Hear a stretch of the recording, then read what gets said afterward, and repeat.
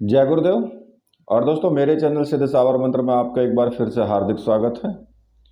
और देखिए, आज की वीडियो आपके लिए बहुत ही खास होने वाली है, क्योंकि इसमें भी आपको एक अनुभव, एक ज़बरदस्त जोरदार अनुभव आपको मिलने वाला है।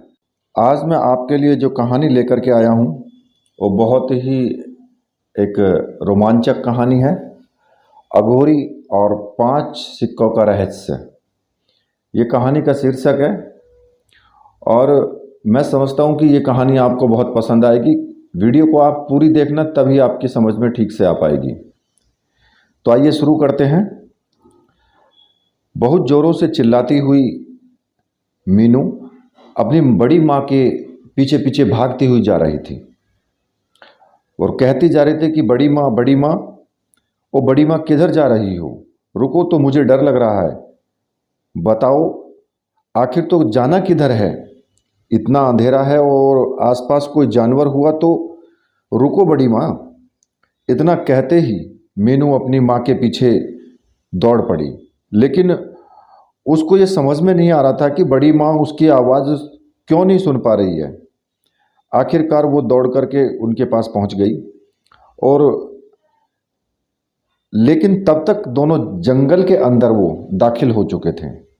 अब मीनू को लग रहा था कि जैसे कि कोई उनका कोई पीछा कर रहा है, लेकिन आसपास कोई नज़र भी नहीं आ रहा था।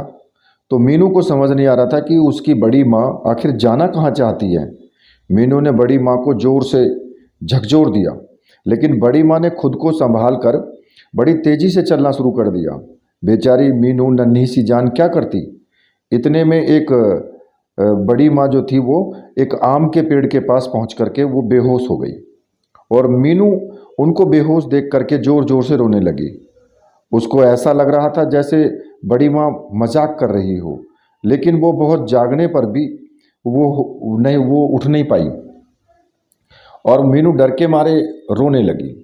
मीनू अपने घर की इकलौती लड़की, जो अपनी बड़ी माँ और पापा की लाडली थी। बचपन में मीनू के दूसरे जन्म दिवस पर उसके मम्मी पापा का देहांत हो गया था, लेकिन बाद में उसके बड़े पापा और मम्मी ने उसे गोद ले लिया। तो मीनू के सगे भाई बहन नहीं नहीं थे, वो बस अकेली थी।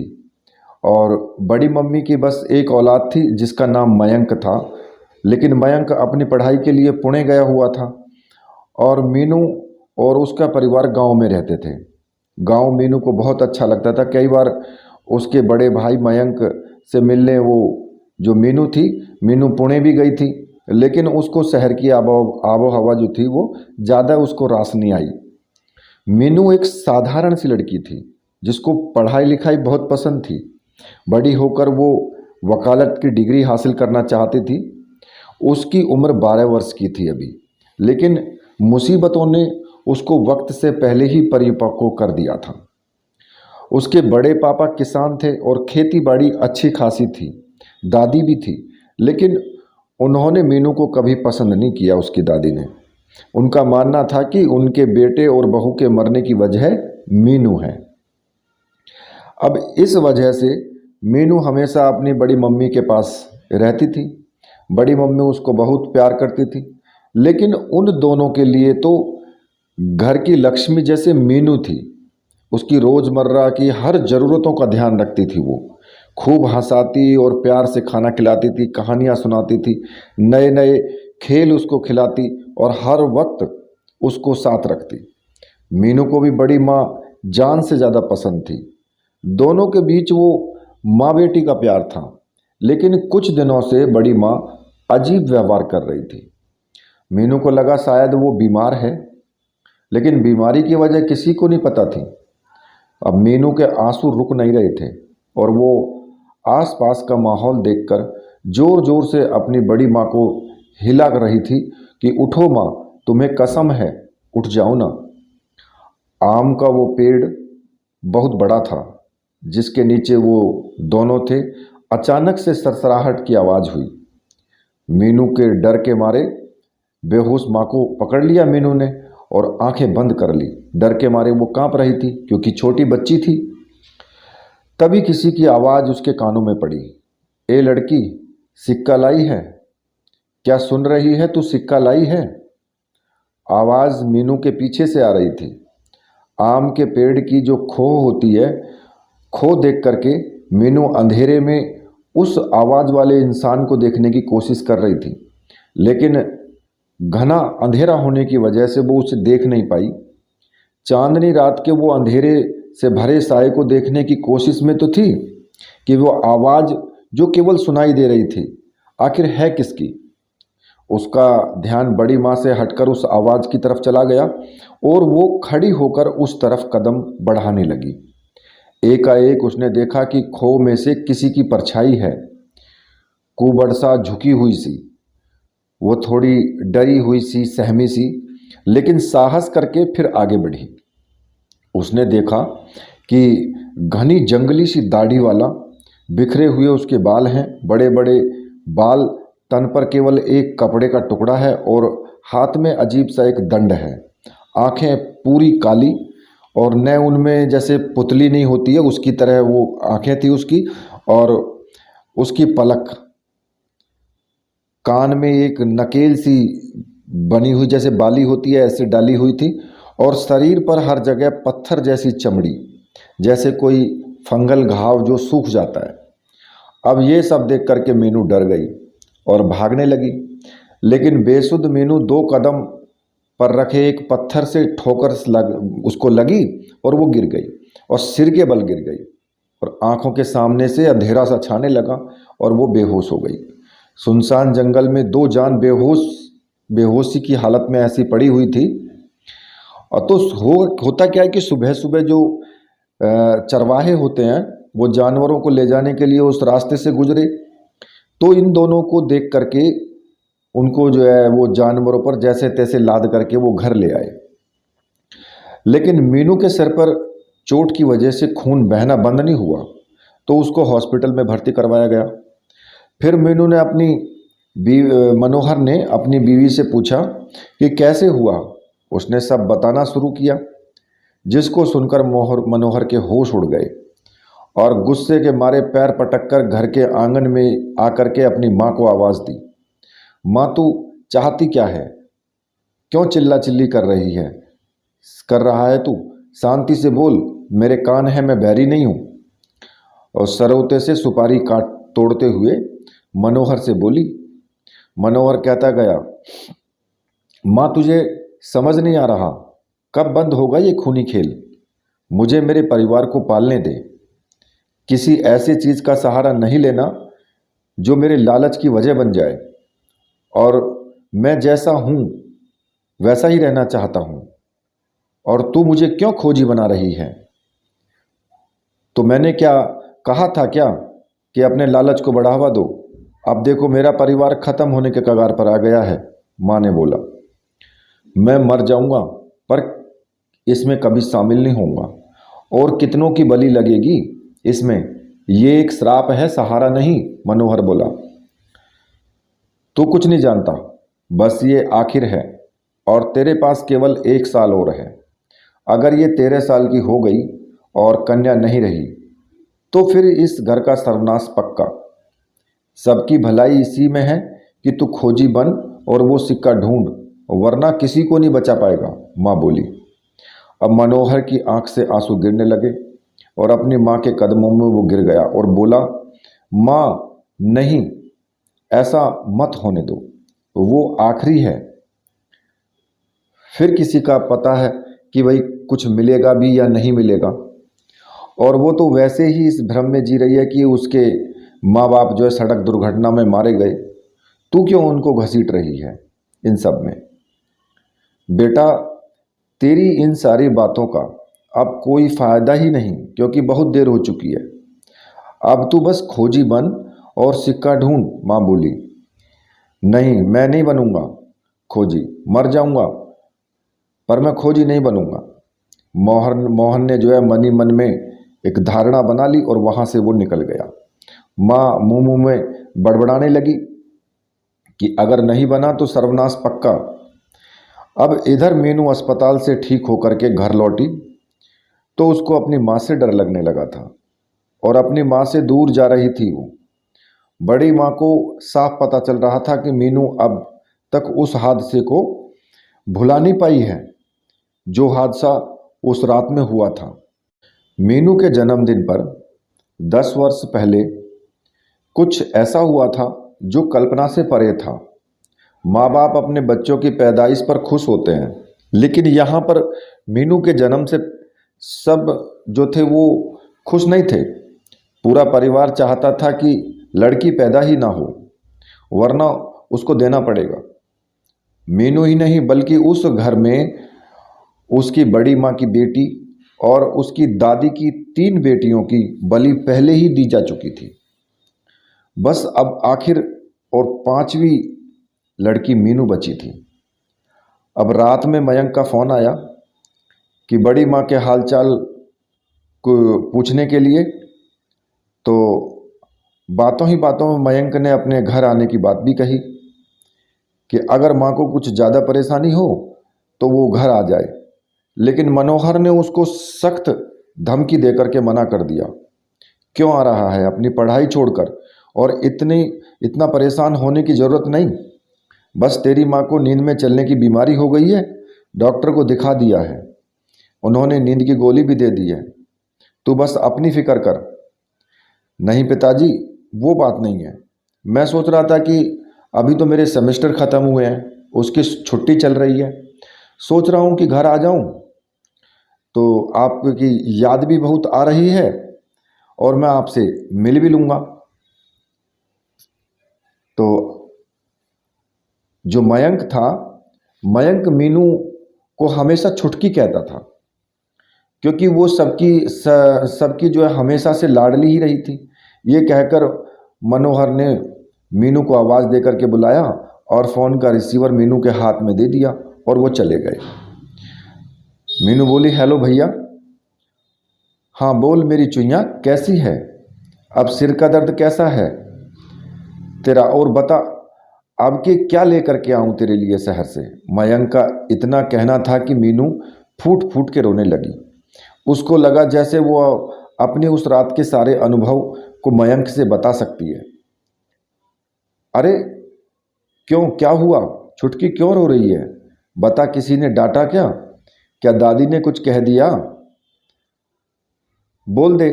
देख रे, तू रो मत, मैं तेरे लिए कुछ नहीं लाऊंगा नहीं तो। मीनू सुबक सुबक के रोते हुए कहने लगी, मयंक भैया आप जल्दी आ जाओ, बड़ी माँ को कुछ हो गया है, वो मुझे आजकल बहुत डराने लगी है, मुझे घूरती रहती है। और ये बोलने ही वाली थी कि उसकी दादी पीछे से आ गई और बोली कि री क्या बोल रही है। लेकिन मीनू का जो बोलना वो एकदम से बंद हो गया, जैसे उसकी सांस जो थी वो हलक में अटक गई। अगले ही पल दादी को याद आया कि फ़ोन अभी भी चालू है, तो लपक के रिसीवर मीनू के हाथ से छीन करके मयंक से बात करने लगी। मयंक ने दादी से बात की और हालचाल दिए और अपने घर आने की बात दादी को बताई। दादी कहने लगी, मैं तो पहले भी मनोहर से कह चुकी हूँ कि बुला ले मयंक को, पर वो है कि सुनता ही नहीं। चल तू आजा जल्दी से। बातें ख़त्म करके मयंक ने रिसीवर रख तो दिया, लेकिन कहीं ना कहीं उसको कुछ बातें परेशान कर रही थी। जैसे मीनू उसको कुछ बताना चाहती थी और अचानक से दादी ने रिसीवर क्यों ले लिया मीनू से, मीनू इतना रो क्यों रही थी, ये सब गंभीरता से लेकर मयंक घर जाने के लिए पैकिंग करने में लग गया। अब उसको जल्द से जल्द घर आना था। क्यूरी क्या बताने की कोशिश में थी? दादी ने अब इधर मीनू की क्लास ले ली और ये बात कहते हुए एक थप्पड़ भी जड़ दिया। मीनू जो पहले से ही बहुत घबराई हुई थी, दादी के थप्पड़ लगने से उसके आंसू गिरने लगे। थप्पड़ और दादी के चिल्लाने की आवाज़ सुनकर मनोहर जो था वो दौड़ता हुआ आया और मीनू और दादी के पास गया। क्यों मार रही हो इसे? अरे ये करमजली सब बता देती मयंक को, वो तो मैंने सब संभाल लिया, वरना सफाई देते रहता तो फिर मयंक को। बच्ची है, डर रही है, तो क्या उसको मारोगी? मनोहर की आंखें खून सी लाल हो गई। तू इतना क्यों बौखला रहा है? तेरा खून थोड़े ही है, तेरी सगी थोड़े ही है ये। माँ मनोहर जैसे पागल सा हो गया। इस बात पर आवाज़ सुनकर के मनोहर की पत्नी भी दौड़ करके आ गई और मनोहर को समझाकर जैसे तैसे इस झगड़े को रोका और मीनू को वहीं छोड़कर मनोहर को कमरे की तरफ ले गई। मीनू रो रही थी। अचानक से दादी के चेहरे को देखा तो उसे लगा कि दादी उसे फिर मारेगी, लेकिन दादी को देखकर उसको ऐसा लगा जैसे आज वो उसको कुछ बताना चाह रही है। रात काफ़ी हो चुकी थी। मीनू आज दादी के कमरे में सोई थी। चूँकि दादी मीनू के को खुद के पास नहीं आने देती थी, इस वजह से वो नीचे ज़मीन पर सोई हुई थी और दादी पलंग पर लेटी हुई थी। वैसे तो मीनू अपनी माँ के पास ही सोती थी, लेकिन आज जो शाम को हुआ उसके बाद मीनू की दादी के पास सोने के अलावा कोई और उपाय उसको नज़र नहीं आया। अब मीनू को तो नींद आ रही थी, सो वो तो सो गई, लेकिन दादी जो है चलते हुए पंखे को देख करके अपने वर्तमान से भूतकाल में वो चली जा रही थी। अब वो पिछली बातें सोचने लगी। जब वो उसकी शादी होकर के आई थी तो वो आने के मतलब शादी होकर के आई थी तो आने के बाद ही तुरंत वो अपने काम धाम में लग गई थी। और ये सब बात देख करके सारी की सारी औरतें एक साथ हंसने लगी और बेचारी जो मैना उसका नाम था, तो मैना जो नई बहू थी जिस पर सारी औरतें जो वो तंच कस रही थी और उसको चिढ़ा रही थी, इतनी जल्दी क्यों मटका उठा करके काम धाम करने में लग गई, अभी तो उसके हाथों की मेहंदी भी फीकी नहीं हुई है। उनका हंसना मानो मैना को अंदर से झकझोर रहा था और वो घूंघट के पीछे से सुबक सुबक करके रोने लगी। क्या करती बेचारी, अपने दर्द का बंटवारा करने वाला कोई और था भी नहीं। ये जो मीनू की दादी थी, ये उसकी कहानी है, पीछे चली जाती है जब वो शादी होकर के उसकी आई थी। अब मैना की शादी जो थी वो दिवाकर से अभी कुछ दिन पहले ही हुई थी। अब गांव खेड़े की रहने वाली अनपढ़ मैना शादी से पहले अपने पति और न उसके घर बार को जानती थी। उसे तो बस उसके बाबा ने ब्याह दिया, क्योंकि उनके कंधों पर दो बेटियों का बोझ और भी था। दहेज न लेने की वजह से मैना के बाबा ने काफ़ी जल्दबाजी में, जिससे कि रिश्ता हाथ से निकल न जाए, मैना की उम्र जो थी वो 16 बरस की थी। शादी के बाद उसका गौना भी 1 साल बाद ही कर दिया और जल्दी ही वो अपने ससुराल चली आई। अब मैना के ससुराल जाने के बाद उसको सब समझ आने लगा कि क्यों दिवाकर के माँ बाबा ने उसके बाबा से दहेज की मांग नहीं की थी। मैना का पति दिवाकर एक जमींदार था जो निहायत ही अय्याश और शराबी था। वो अपने घर में कम और कोठे पर ज़्यादा और महफिलों में ज़्यादा वो रहता था। और दिवाकर की जो शादी थी उसको करने का केवल एक ही मकसद था, केवल उसकी माँ की इच्छा को पूरी करना था। और मैना से वो नौकरों जैसा व्यवहार करता था, बल्कि उसको अपने कमरे में तो क्या अपने आस पास भी नहीं फटकने देता था। बेचारी मैना अपना बोरिया बिस्तर लेकर के रसोई घर में सोया करती थी। वो हमेशा ये सोच करके रोया करती थी कि किस्मत का लिखा अब कौन बदल सकता है, शायद ये उसकी किस्मत में लिखा था। ये सब सोच करके वो खुद को संभाल लेती थी। अब शादी के चंद दिनों बाद ही मैना से नौकरों से व्यवहार होने लगा जैसे नौकरों के साथ होता है। उसके सास ससुर उससे घर का सारा काम करवाते। पहले तो नौकर चाकर भी थे, लेकिन मैना के आते ही उसकी सास ने सब नौकरों की छुट्टी कर दी। दिवाकर रोज रोज शराब के नशे में धुत होकर के घर आता और कमरे में जाकर के वो सो जाता। कभी कभी तो मैना को खूब मारता, लेकिन मैना अपने दर्द को किससे बांटती। शादी से पहले साल ही मैना गर्भवती हुई और उसने एक बच्ची को जन्म दिया, जिससे उसकी सास और ससुर बहुत नाखुश हुए और मैना को छोड़ देने की बात वो कहने लगे। लेकिन डरी समी सी मैना जो थी अपने पति से दूर एक छोटी सी जान को कैसे संभालती। सो अपने पति में के पैरों में गिर करके रोने लगी, जिससे शायद दिवाकर को तरस आ गया और उसने अपनी माँ को समझा दिया। दूसरी बार उसको एक लड़का पैदा हुआ, जिसका नाम उन्होंने मनोहर रखा। लड़के की पैदाइश पर सारे घर वाले बहुत खुश हुए, लेकिन मैना को अंदर से न जाने कौन सा डर खाए जा रहा था। धीरे धीरे शादी के 10 साल हो गए और मैना 5 बच्चों की माँ बन गई, जिसमें उसके 2 लड़के और 3 लड़कियां थीं। मैना के जो ससुर थे, सास ससुर दोनों परलोक सिधार गए और दिवाकर के नशे की लत की वजह से सब कुछ बिक चुका था। बस कुछ जमीन और घर बचा था, जिससे वो जिंदगी का गुजारा कर रहे थे। लेकिन दिवाकर की आदतों में कोई सुधार नहीं आया था। उसकी अय्यासी अभी भी जारी थी। मैना को वो रात आज भी याद है, जिसने उसकी लगभग पूरी जिंदगी को तहस नहस कर दिया। उस दिन जोरों से बारिश हो रही थी।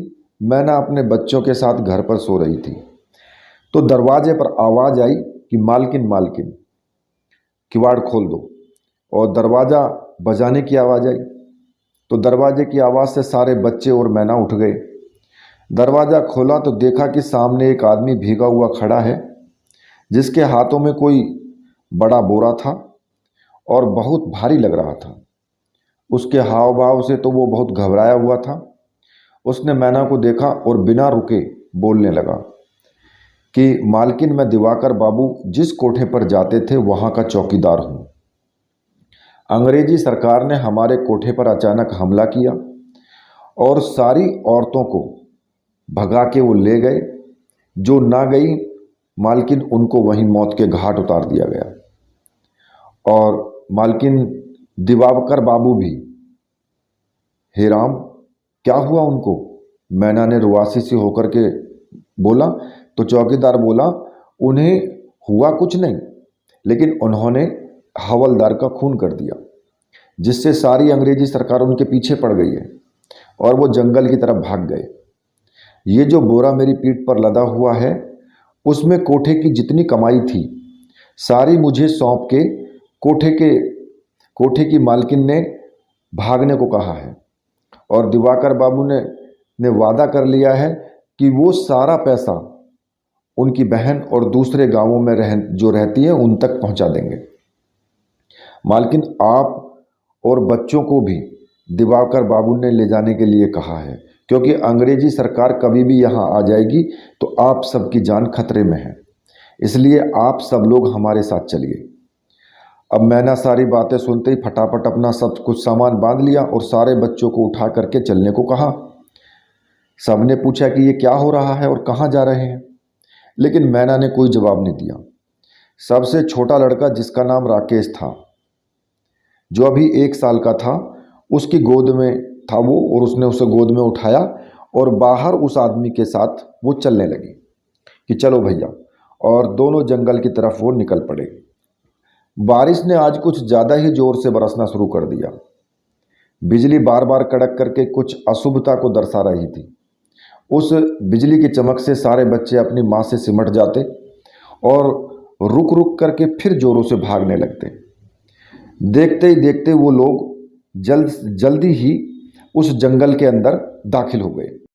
अब जंगल के अंदर पहुंच करके उन बच्चों को जो है और ज़्यादा डर लगने लगा और वो ज़ोर ज़ोर से शोर मचा करके रोने लगे। अंधेरा इतना घना था कि हाथ को भी हाथ नहीं दिखाई दे रहा था, और इतने में ही कहीं से घोड़े के टापों की आवाज़ आने लगी और उन लोगों ने भागना फिर से शुरू कर दिया।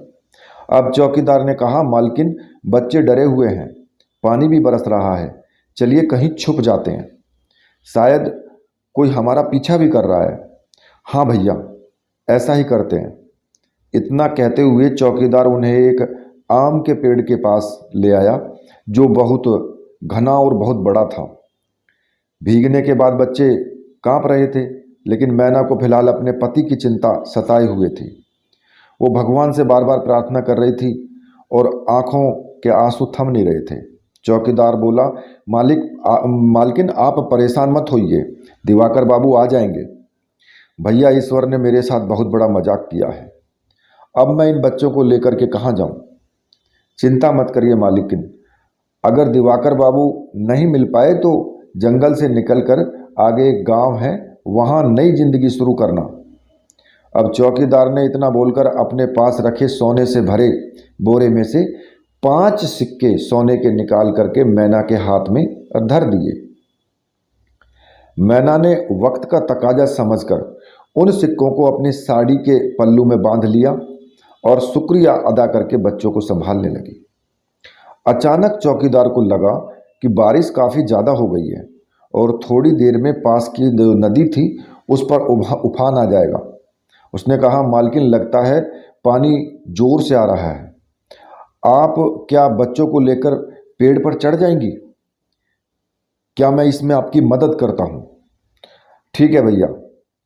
अब मरता क्या ना करता, ये सोच करके उसने चौकीदार की मदद से बच्चों को पेड़ पर चढ़ा दिया और खुद भी पेड़ पर चढ़ करके वो बैठ गई।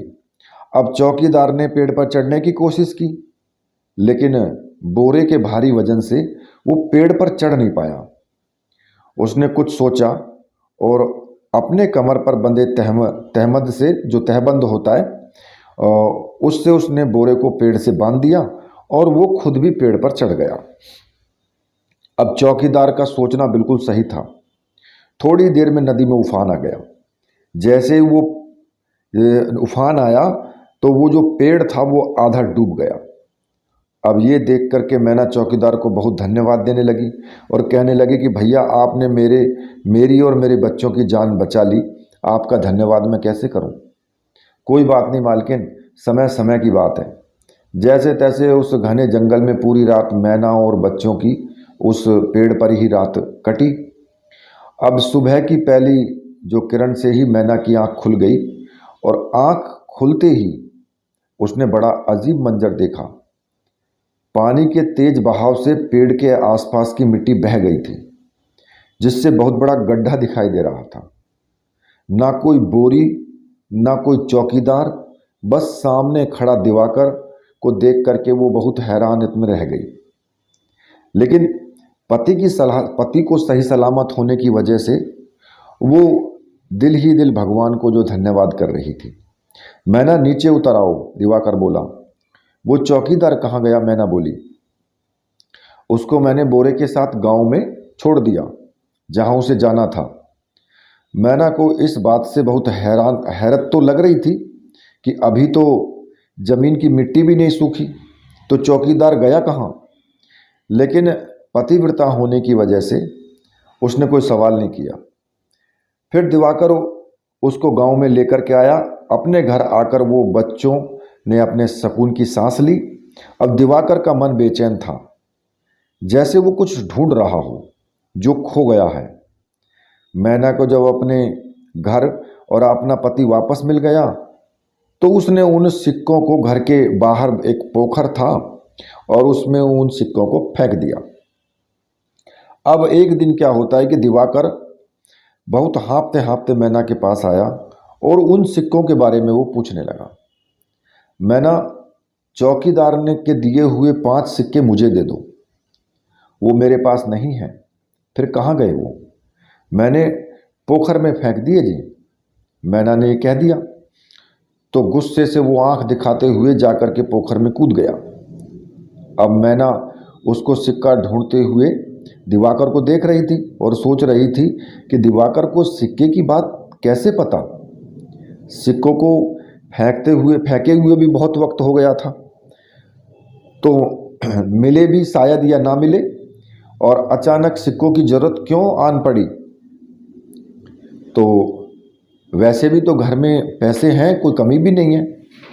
अब इस कसमकस में ही वो थी कि अचानक दिवाकर को एक सिक्का मिल गया। जैसे ही दिवाकर को सिक्का मिला तो वो बहुत खुश होकर के पोखर के पानी से बाहर निकला। पोखर में जोक होने की वजह से उसके बदन पर जगह जगह जोक लग गई, जो बुरी तरीके से उसका खून पी रही थी। अब उसको असहनीय दर्द भी हो रहा था, लेकिन वो इस वजह से खुश था कि उसको वो सिक्का मिल गया। अब मैना ने ये देखकर उसकी तरफ दौड़ लगाई और नमक रगड़कर सारी जोक दिवाकर के जिस्म से हटाई उसने, और दिवाकर को वैद्य जी के पास ले जा कर के दवाई दिलवाई। उसके बाद दिवाकर आराम करने चला गया। रात काफ़ी हो चुकी थी। मैना की आंख एकदम खुली तो उसका मन बच्चों को देखने को हुआ, और अक्सर माँ का मन होता ही है। लेकिन ये क्या, बच्चों में से उसकी सबसे बड़ी बेटी गायब थी। फिर उसने दिवाकर को उसके बिस्तर पर नहीं पाया और उसको समझ में आ गया कि वो अपनी मौज मस्ती के लिए बाहर गया है। लेकिन बेटी के न मिलने पर वो बहुत चिंतित थी। दरवाजे के किवाड़ भी खुले थे। उसको भी बड़ी बेटी की चिंता सताने लगी। अब मैना बेटी को ढूंढने बाहर निकली और हर पेड़ के चौपाल, गांव में हर घर के पास उसको देखा, पर वो कहीं नहीं मिली।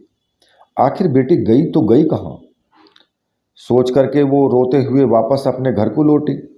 अब सुबह दिवाकर के साथ खोज करने की सोच करके वो घर आ गई कि सुबह दिवाकर के साथ वो बच्ची को खोजने के लिए जाएगी।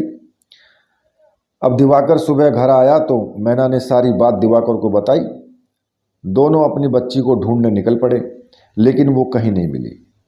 मैना भाग्य का लिखा समझ करके उसको झेल गई। 2 महीने बाद फिर दिवाकर पोखर में सिक्का खोजने निकल पड़ा।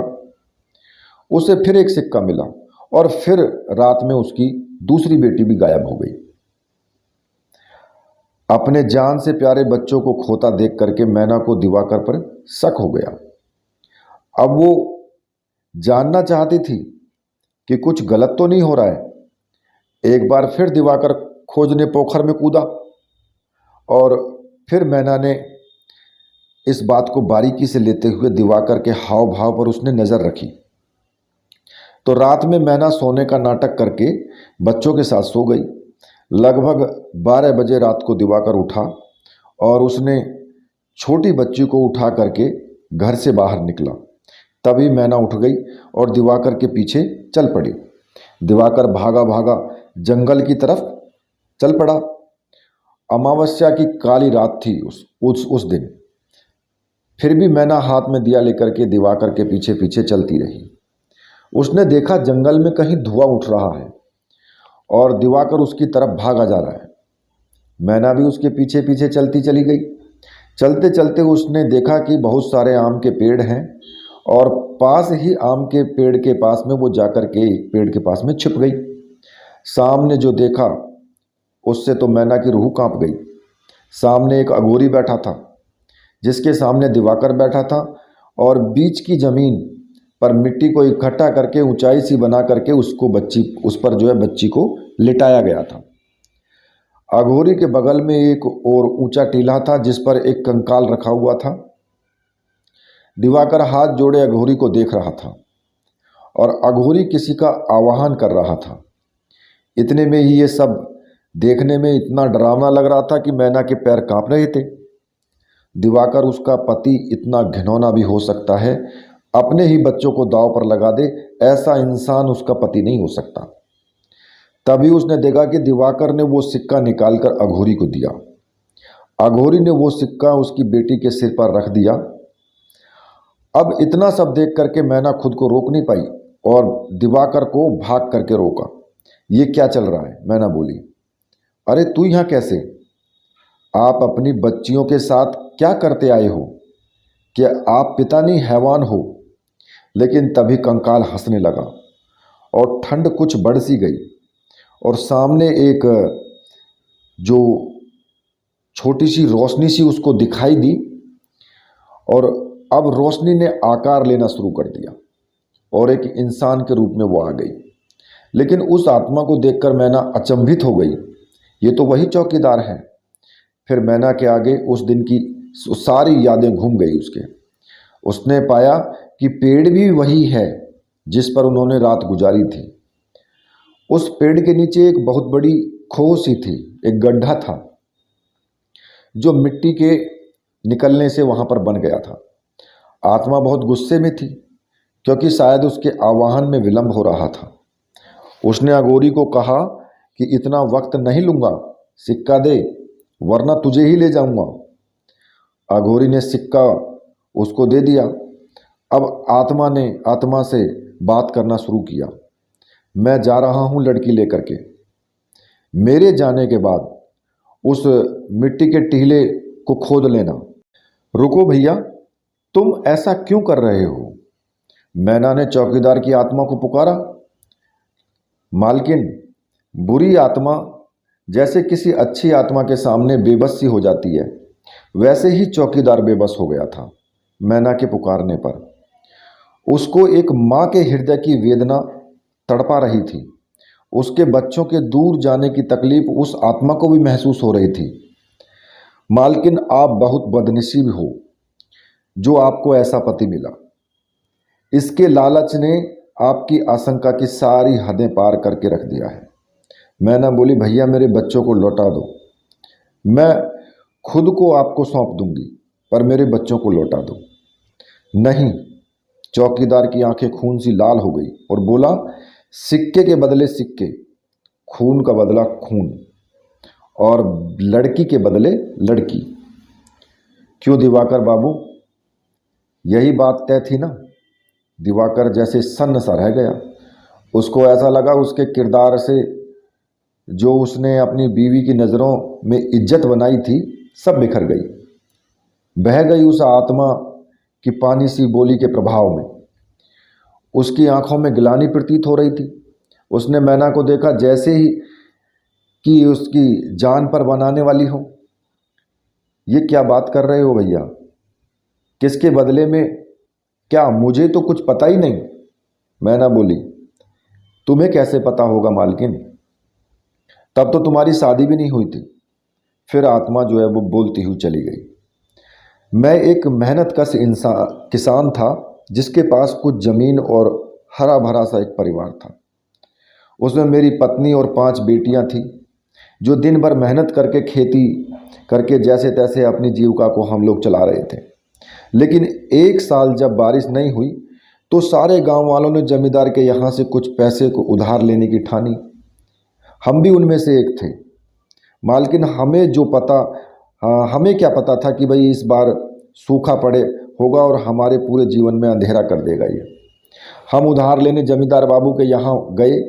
उन्होंने हमें उधार तो दे दिया, लेकिन साथ में ही उधार की जो चुकाने की जो मोहलत थी वो औरों से कम ही दी, और कह दिया कि भाई वरना ज़मीन उनकी हो जाएगी। हमने भी शर्त को मान लिया और घर वापस आ गए। हमने जम के मेहनत की, फसल भी अच्छी आने लगी थी। अब वक्त था, पर हमें क्या पता था कि इस जमींदार की साजिश ही कुछ और थी। इसने हमारी तैयार फसल में आग लगवा दी, और ऐसा करते हुए हमारी जोरू ने इसको देख लिया। लेकिन हम जब इसके पास गए तो इसने साफ मना कर दिया और हम पर गालियां बरसाने लगा। लेकिन हम क्या कर पाते? हमने इसका उधार खा रखा था, इसलिए चुप सुन करके वापस आ गए। अब इधर हमने गांव छोड़ने का मन किया तो कि हमारी पत्नी की मौत हो गई। मालकिन, हमारी बच्चियां अनाथ हो गई। इतना कहते ही आत्मा फूट फूट के रोने लगी। उसका रोना देख करके मैना भी रोने लगी। उसको लगा कि अत्याचार ज़्यादा है, लेकिन वो तय नहीं कर पा रही थी कि जिम्मेदार कौन है। आगे आत्मा बोलती चली गई। मालकिन, कुछ दिनों के बाद जमींदार बाबू हमारे घर आए और हमसे उधार चुकता करने की बात कहने लगे। हमारे पास तो 2 वक्त की रोटी भी नहीं थी, तो इन्हें हम उधार कहाँ से दे पाते। हमने निर्णय लिया कि मालिक, हम और हमारी बच्चियां आपके यहाँ मजदूरी कर लेंगे जब तक आपका उधार चुकता नहीं हो जाता। इस बात पर जमींदार राजी हो गए और हम सब उनके यहाँ खेतों में मजदूरी करने लगे। लेकिन हमें नहीं पता था कि इस हरामी की नज़र हमारी फूल जैसी बेटियों पर है। मालकिन, इसने हमारी सारी बेटियों को कोठे पर बेच दिया। आत्मा ने अपने रोने की आवाज़ को इतना तीव्र कर लिया जिससे कि सारा जंगल हिल सा गया। मालकिन, पता है उसके बदले में इस हरामी जमींदार ने हमको क्या दिया? वो 5 सिक्के जो हमने आपको दिए थे। अब मैना एकदम से चौंक गई और मन ही मन सोचा, तो इसका मतलब बदला पूरा उन 5 सिक्कों के साथ होना है।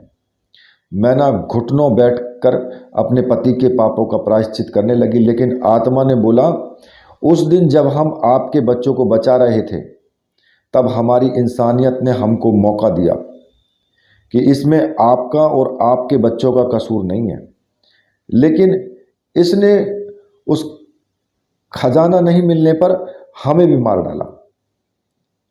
वो ही खजाना जो आपके कंधों पर, जो मेरे कंधों पर बोरा था, हाँ वही खजाना जो मेरी बेटियों को बेच बेच करके इसने और उस कोठे वाली ने कमाया था। अब मैं इसके सारी बेटियों को मार डालूंगा जब तक मेरा बदला पूरा नहीं हो जाता। ये कह करके एक तेज हवा का झोंका सा आया और वो आत्मा उस बच्ची के साथ एकदम से वहाँ पर गायब हो गई। अब मैना को विश्वास ही नहीं हो रहा था कि कोई पिता अपनी बच्चियों के साथ ऐसा भी कर सकता है। उसको अपने होने के वजूद पर ऐसे घिन से होने लगी, उसको घिन आ रही थी। और उनसे पैदा हुए बच्चों पर बेचारी मैना ने जैसे ही उस चौकीदार के अत्याचारों को सुना तो महसूस करने लगी, अपनी बेटियों को गंवाकर खुद को दोषी मानने लगी। उसका हृदय जैसे परिवर्तित हो गया। अब आत्मा के जाने के बाद दिवाकर और उस अघोरी ने लपक करके उस मिट्टी के टीले को खोदना शुरू किया जिस पर उस बेटी को बेहोश करके रखा गया था। मैना ने उस वक्त अवचेतन अवस्था में ही अपनी बेटियों के बारे में वो सोच रही थी। तो अघोरी ने टीले को जब खोदा तो उनको ये जो एक घड़ा मिला जिसमें रुपए और सोनी चांदी से वो भरा हुआ था। और जो दिवाकर के चेहरे पर एक लालची और मक्कारी वाली हंसी आई। उसने जोर से उसको झंझोड़ा मैना को और कहा कि देखा मैना, इतना रुपया चांदी, इतने सोने के सिक्के कभी देखे हैं? देखो कितना सारा धन है ये। अब मैना ने अपने पति को जो है ऐसे घूर करके देखा कि जैसे अभी 2 पल पहले ही उसके चेहरे पर ग्लानि के भाव प्रकट हो रहे थे उस चौकीदार की आत्मा के सामने, लेकिन अब तो इसको कोई गम ही नहीं है अपनी करनी का। मैना बोली, दूर रखो इस पाप की कमाई को, ये मेरी बच्चियों की खून से सनी हुई हैं और दूर रहो मुझसे भी। ये कहते कहते मैना ने पास रखे एक बड़ा सा पत्थर उठा लिया और वो उसको मारने के लिए दिखाया। अब अघोरी और दिवाकर जो थोड़े से दूर हुए तो मैना वहाँ से भाग निकली और घर आई, अपने दोनों बेटों को सीने से लगा करके खूब रोई। रोते रोते न जाने कब उन तीनों को नींद आ गई। रात बड़ी गहरी होने के बाद दिवाकर जो था वो दारू के नशे में लड़खड़ाते हुए वापस आया। सब कुछ लूट करके अपनी अय्याशी की ज़िंदगी पर घर आकर के उसने मैना से खाना मांगा तो कोई जवाब न मिलने पर उसने खूब मैना को मारा, बच्चों को मारा और जब थक गया तो सोने चला गया। अब मैना अपने पति से घृणा सी करने लगी थी, लेकिन वो अभागन अपने दोनों बेटों के लिए जी रही थी। अब सुबह हो चली थी। मीनू ने अपनी दादी को पुकारा, दादी जी उठ जाओ, चाय लाई हूँ। ये सब जो मैना थी उसकी दादी थी जिसके साथ ये सब घटना हुई थी। अब मीनू ने देखा कि दादी की आंखें सूजी हुई हैं और ऐसा लगता है जैसे वो बहुत बुरी तरीके से रोई है। दादी ने जवाब दिया, हाँ तो रख दे टेबल पर और जा यहाँ से। चाय रखकर मीनू वापस चली गई। इधर मनोहर स्टेशन से मयंक को घर ले आया। मयंक के घर आते ही ऐसा लगा जैसे रौनक सी आ गई हो। दादी ने खुश होकर के उसे गले से लगाया, प्यार किया। सबने मयंक के हालचाल पूछे। मयंक ने सबको तसल्ली दी कि वहाँ पुणे में सब कुछ ठीक चल रहा है और अब की बार वो यहाँ छुट्टियाँ बिताने के लिए आया है, वापस जाने में वक्त लगेगा। शाम होने को आई। बड़ी माँ और मीनू दोनों खाना लगाने की तैयारी में थे। तभी जो है उनके बड़े पापा वहाँ आ गए और बड़ी माँ से बोले कि अपनी दवाई ले लेना, आज मयंक आया है, कहीं ऐसा ना हो जो तुम कर चुकी हो वो आज फिर से दोहराओ। मैं नहीं चाहता कि मयंक के सामने ये सब नाटक हो।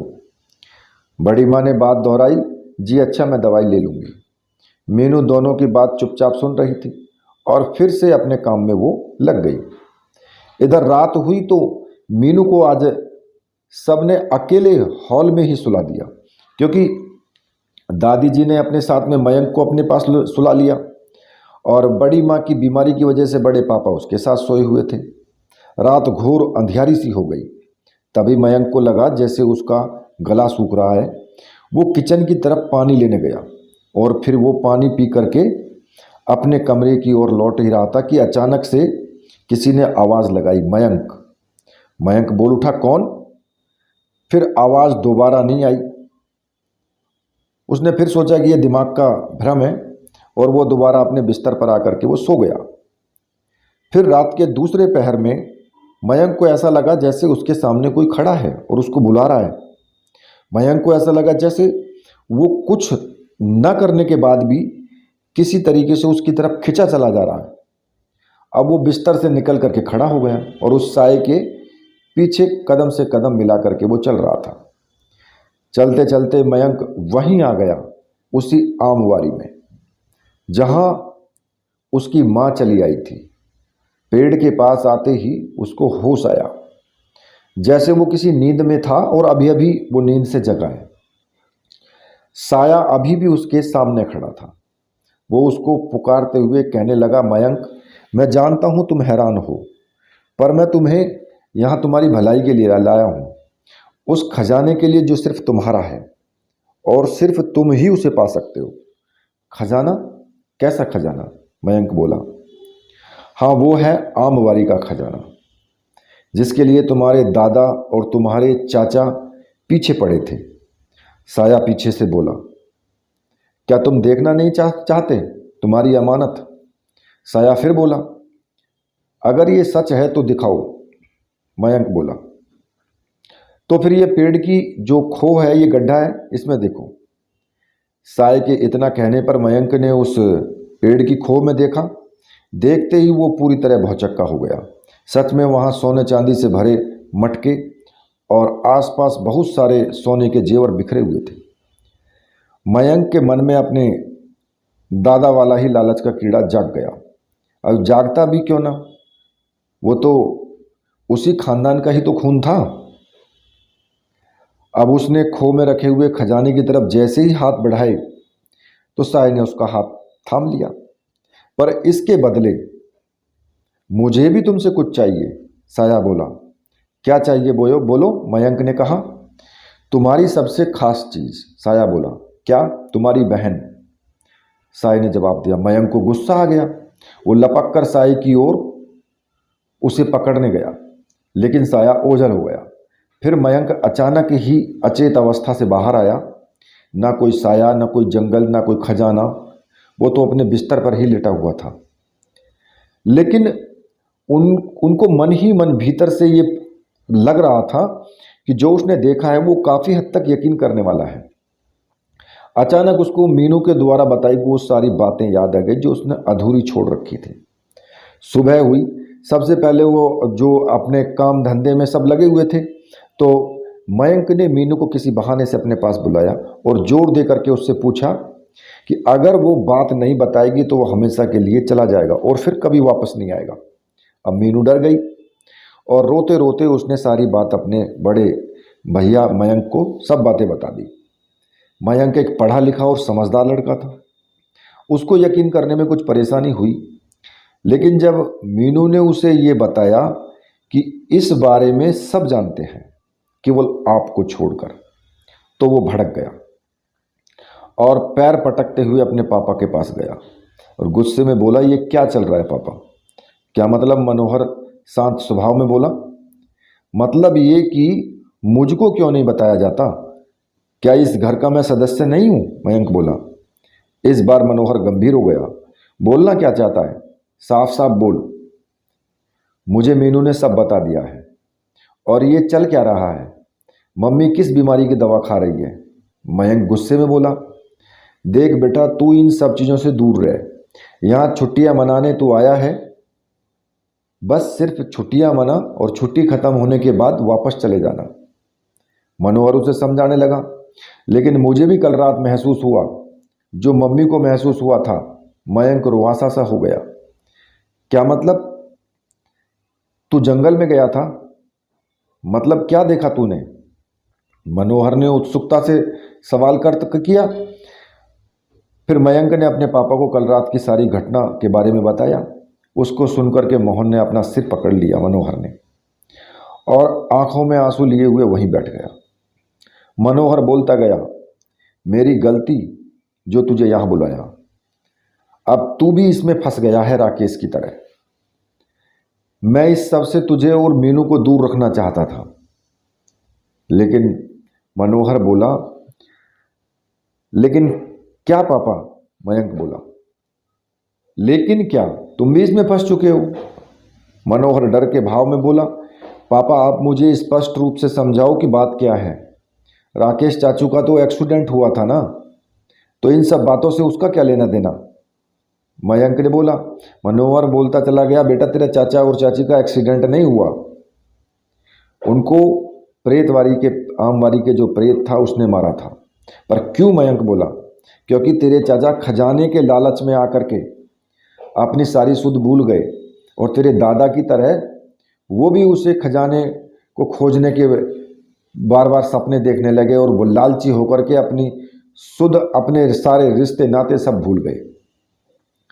अब तो तूने भी उस खजाने को पाने के लालच दिल में आई है तेरे में, और तो तुझे भी रोज सपने आएंगे। फिर तू भी खोजी बन करके सिक्का ढूंढेगा और ले करके चला जाएगा मीनू को उस प्रेत के हवाले करने के लिए। मनोहर का रोना जैसे तेज सा हो गया। मयंक इससे डर गया। वो अब सब समझ गया कि उसका परिवार इस श्राप से कभी नहीं छूटेगा। लेकिन उसने संयम से काम लिया और अपने पापा से पूछा, तो पापा चाचू किसको लेकर के गए थे, और चाची वो कैसे मरी? मनोहर बोला, बेटा जब तेरा चाचा खोजी बन करके उस वक्त हमें एक संतान प्राप्त हुई थी, तेरी बड़ी बहन जो तुझसे पहले पैदा हुई थी, क्योंकि राकेश उस वक्त शादीशुदा नहीं था, इसी वजह से वो तेरी जो बड़ी बहन को प्रेत को सौंपने आया। और इसका पता हमें बाद में चला तो बहुत देर हो चुकी थी।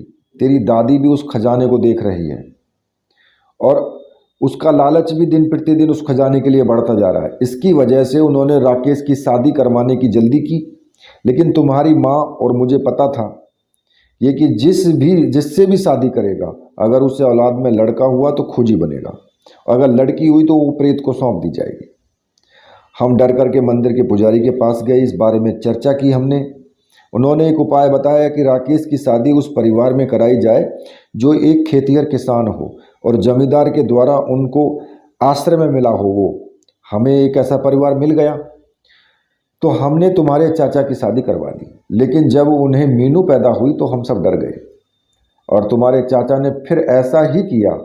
मीनू को ले जाकर प्रेत के पास सौंप ही रहे थे कि मीनू की माँ ने अपनी बच्ची को बचाने के लिए अपनी जान दे दी। इस त्याग का अनुभव होते ही तुम्हारे चाचा को होश आया और उन्होंने उस खो में छलांग लगा दी। लेकिन आज तक उसका कोई पता नहीं चला।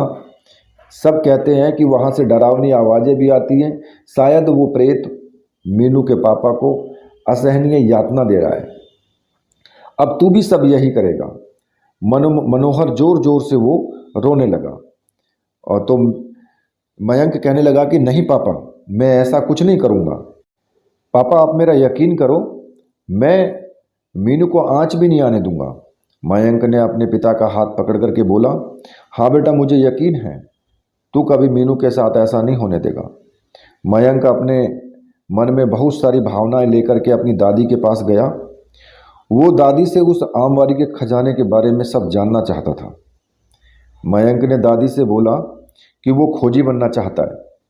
दादी बहुत खुश हुई और हाँ बोल दिया।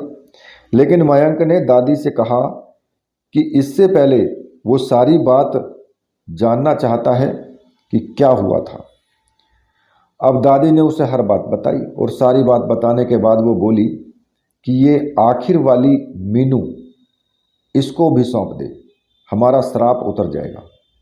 मयंक ने अपनी दादी के मुंह से अपनी बहन के लिए ऐसे शब्द सुने तो वो दादी पर चिल्लाता हुआ वहाँ से चला गया।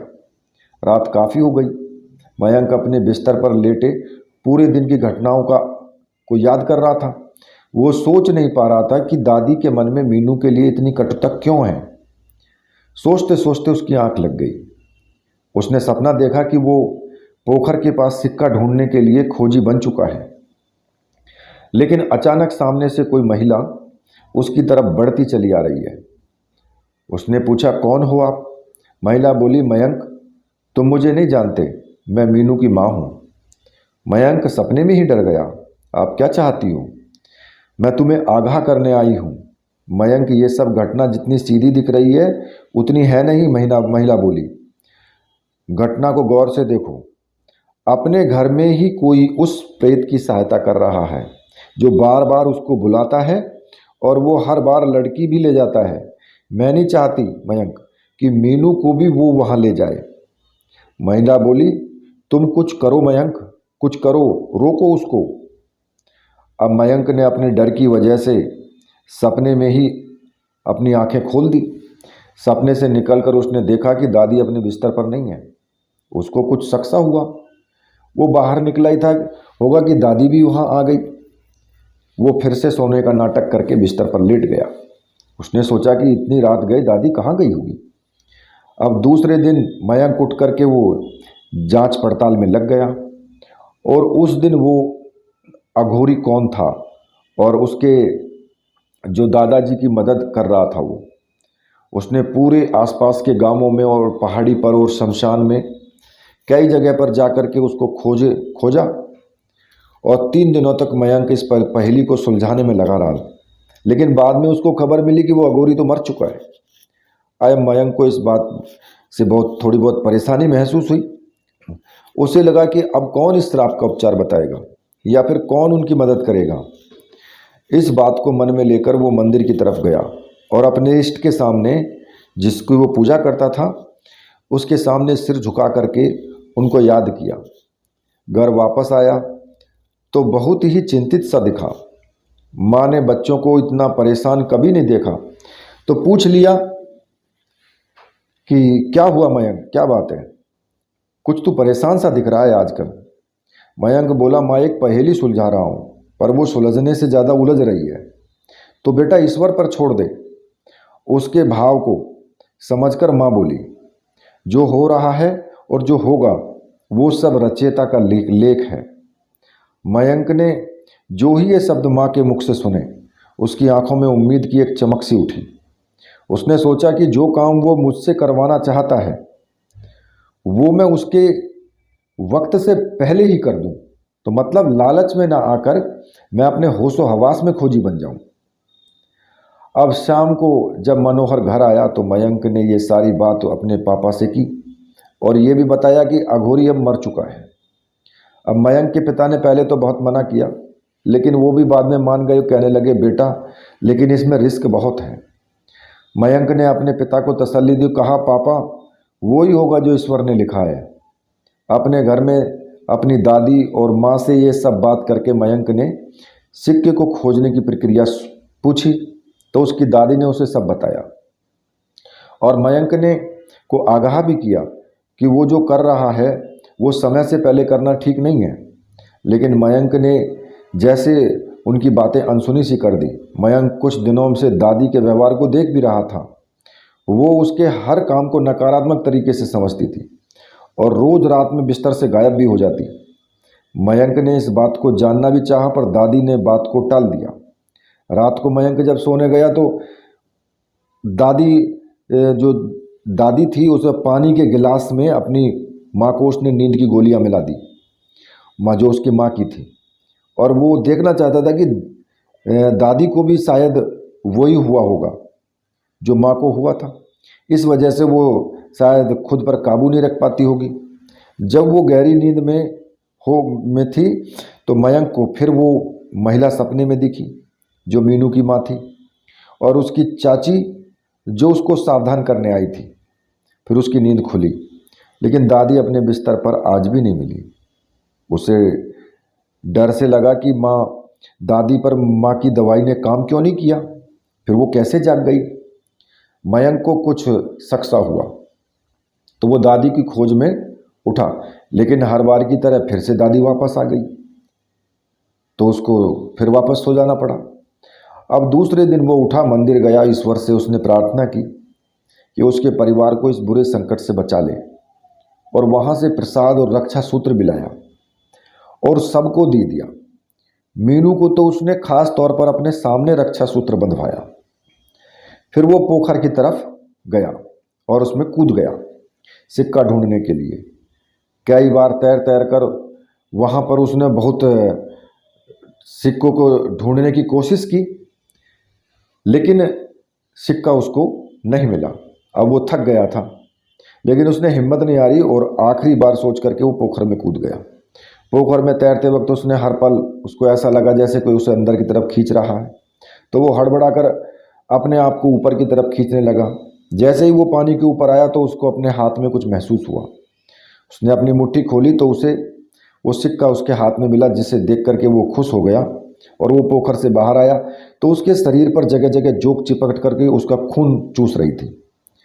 उस पर जैसे तैसे उन सारी जोकों को अपने शरीर से अलग किया, लेकिन जोक के ज़्यादा होने की वजह से वो अपने घर की तरफ भागा और जा कर के अपनी माँ से नमक की मांग की।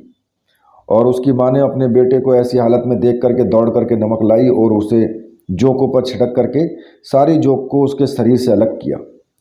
जोक के ज़मीन पर गिरते ही मयंक की माँ ने देखा कि वो जल सी रही है। इतने में ही मयंक बेहोश हो गया। मयंक के बेहोश होने पर उसकी माँ ने घर पर मनोहर और डॉक्टर दोनों को फ़ोन किया। मनोहर जल्दी से घर आया और मयंक को हॉस्पिटल में भर्ती करवाया। जोकों को काटने की वजह से मयंक को तेज़ बुखार आना शुरू हो गया। डॉक्टरों का कहना था कि मयंक का बुखार साधारण नहीं दिख रहा है। उसने मयंक को इमरजेंसी वार्ड में शिफ्ट किया और ट्रीटमेंट देना शुरू किया। लगभग 24 घंटे बाद मयंक का बुखार थोड़ा कम हुआ, जिसके बाद सब उससे मिलने के लिए गए। मयंक की यह हालत देख करके उसके पापा रो पड़े और बोला, क्या ज़रूरत थी इन सब की, देखो क्या हाल बना रखा है। और मयंक धीमी आवाज़ में बोला, पापा मैंने वो सिक्का ढूंढ लिया है। मनोहर ने ये बात सुनते ही अपने बेटे को गले लगा लिया। जब मयंक पूरी तरह से ठीक हो गया तो उसे डॉक्टरों ने हॉस्पिटल से डिस्चार्ज कर दिया। उसके बाद वो घर आ गया। घर आने के बाद उसकी माँ ने उसको पल भर भी अकेले नहीं छोड़ा। वो पास ही बैठी रही। रात को मयंक जब आराम कर रहा था तो उसकी दादी ने सोचा कि शायद मयंक सो रहा है और वो बाहर निकल गई। मयंक ने सोचा कि यही सही समय है दादी की असलियत जानने का, तो वो भी उसके पीछे पीछे चल दिया। अब जंगल की आमवारी में पहुंच करके उसने देखा कि दादी ने मिट्टी के 2 टीले बना रखे हैं। एक पर कंकाल रखा है और दूसरे पर मीनू बेहोश लेटी हुई है, और बीच में ही बैठ करके वो किसी का आवाहन कर रही है। ये सब देख करके मयंक सामने आया और गुस्से में बोला, दादी ये क्या है। दादी ने एक क्रूर मुस्कुराहट देते हुए मयंक को देखा और ये देखकर मयंक चिल्लाने लगा, तुम मेरी दादी नहीं हो, तुम नहीं हो मेरी दादी। तभी तो दादी रूपी आदमी ने एक पेड़ की तरफ हाथ बढ़ाया और उस पेड़ से लताएं निकल करके मयंक को उससे बांध दिया।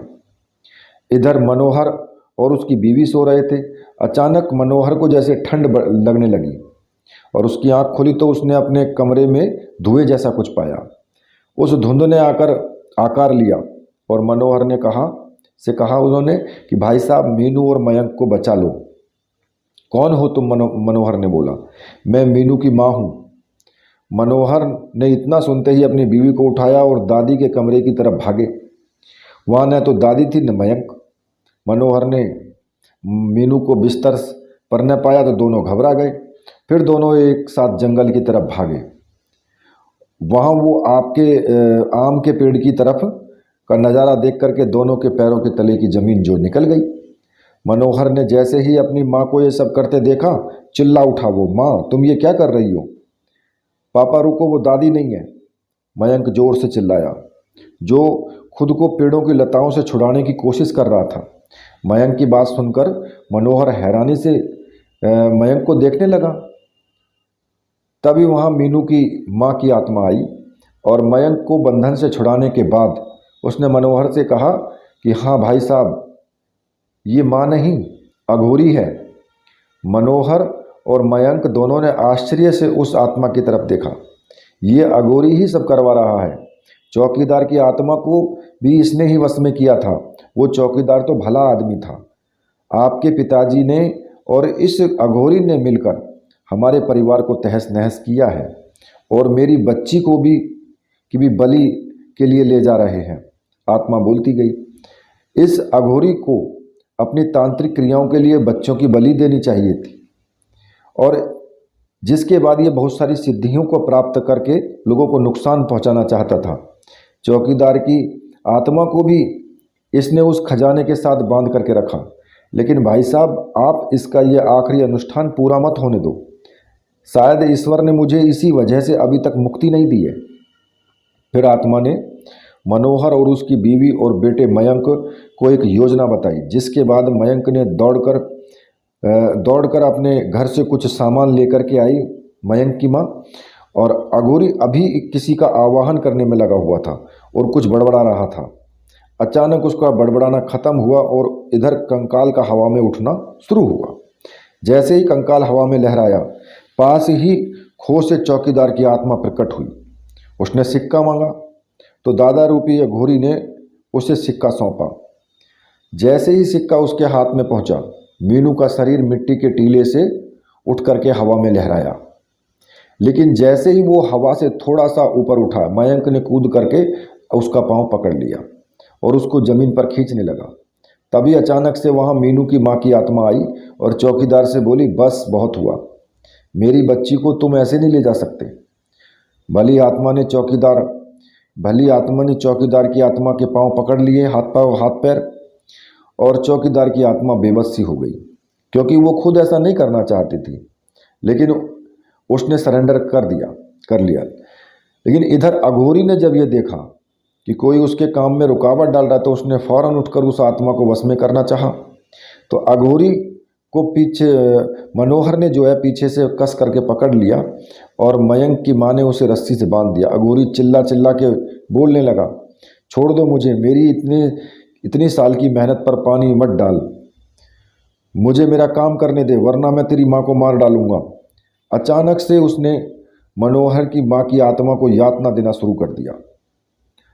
तो माँ की आत्मा चिल्लाने लगी, मनोहर बेटा, ये मैं हूँ, इसको मत छोड़ मनोहर, ये पापी अपना मकसद इस शरीर में रह करके ही पूरा कर सकता है, तू सिक्का खो में फेंक दे जल्दी से।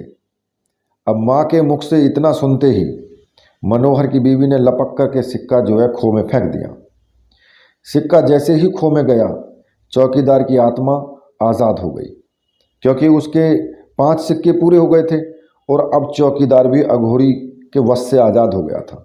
जैसे ही उसने खुद को आज़ाद पाया, उसने लपक करके अघोरी रूपी दादी को दबोच लिया। इधर मीनू का शरीर जो हवा में लहरा रहा था, वो धम्म से नीचे गिरा। जब अघोरी ने गुस्से में आकर दादी के शरीर को छोड़ दिया और उस चौकीदार की आत्मा से वो लड़ने लगी। चौकीदार की आत्मा जब अघोरी की आत्मा से लड़ रही थी, तब मीनू की माँ की आत्मा ने मयंक से कहा कि पेड़ की खो में अघोरी और चौकीदार के सब रखे हैं, कुछ भी करके उनको जला दो मयंक। तो मयंक ने दौड़कर अपनी माँ से मिट्टी का तेल मांगा, जो कि वो घर से लेकर के आई थी। फिर लपक करके खो के पास जाकर के उन पर छिड़क दिया और खो के पास में ही सूखी लकड़ी जो पड़ी हुई थी, मिट्टी के तेल से वो भीग गई। अब मयंक ने जैसे ही माचिस लगाई तो अघोरी की आत्मा ने मयंक की तरफ लपकना चाहा, लेकिन मीनू की माँ की आत्मा ने उस चौकीदार की आत्मा ने अघोरी की आत्मा को पकड़ लिया और मयंक ने उस खो में जलती हुई माचिस की तिल्ली डाल दी। अब मिट्टी के तेल ने आग पकड़ ली और धू धू करके सब जलता चला गया। जैसे जैसे आग खो में रखे खजाने पर पहुंची, अघोरी दर्द से चिल्लाने लगा। उसके चिल्लाने की वजह से उसकी नाकामी ही थी। उसकी आवाज़ से सारा जंगल, सारा गांव इकट्ठा हो गया। गांव के लोगों ने अपनी आंखों से एक सारा खौफनाक मंजर देखा तो सब डरने लगे।